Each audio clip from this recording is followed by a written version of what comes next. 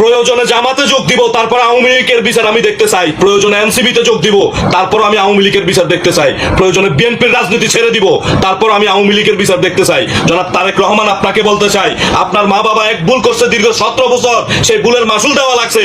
আপনি যদি এখন আরেক ভুল করেন, তাহলে আগামী 40 বছর সেই ভুলের মাসুল আপনাকে এবং আমাদের সকল জাতিকে দিতে হবে। এই mother of mafia agent of lady ফেরাউন শেখ হাসিনাকে দিল্লি থেকে এনে বিচারের আওতায় নিয়ে আসেন এবং তার অন্যান্য যে সমস্ত নেতাগুলো দেশ ছাড়া পালাইছে তাদেরকে দেশে নিয়ে আসার ব্যবস্থা করেন এবং দেশের ভিতরে গাপটি মেরা যেখানে পলাতক রয়েছে ওই সমস্ত কুত্তা লীগের কুত্তার বাচ্চাগুলোকে টেনে গর্ত থেকে বের করে তারপরে বিচারের কাস্টডিতে দাঁড় করান। তা না হলে আপনার উপরে মানুষের আস্থা চলে যাবে। আপনার উপরে যথেষ্ট আস্থা আছে, আমাদের বিশ্বাস আছে, সেই বিশ্বাসকে ধরে রাখার জন্য এই আওয়ামী লীগের এই কুত্তা লীগের কুত্তার বাচ্চাগুলোর বিচার অচিরেই আপনাকে করতে হবে। প্রয়োজনে জামাতে যোগ দিব, তারপর আওয়ামী লীগের বিচার আমি দেখতে চাই। প্রয়োজনে এনসিপিতে যোগ দিব, তারপর আমি আওয়ামী লীগের বিচার দেখতে চাই। প্রয়োজনে বিএনপির রাজনীতি ছেড়ে দিব, তারপর আমি আওয়ামী লীগের বিচার দেখতে চাই। জনাব তারেক রহমান, আপনাকে বলতে চাই, আপনার মা বাবা এক ভুল করছে দীর্ঘ 17 বছর, সেই ভুলের মাসুল দেওয়া লাগছে।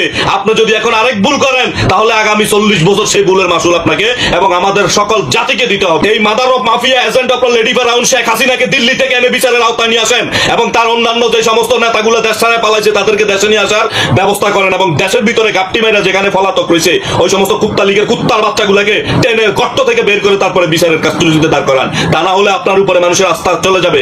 আপনার উপরে যথেষ্ট আস্থা আছে, আমাদের বিশ্বাস আছে, সেই বিশ্বাসকে ধরে রাখার জন্য এই আওয়ামী লীগের এই কুত্তা লীগের কুত্তার বাচ্চাগুলোর বিচার অচিরেই আপনাকে করতে হবে।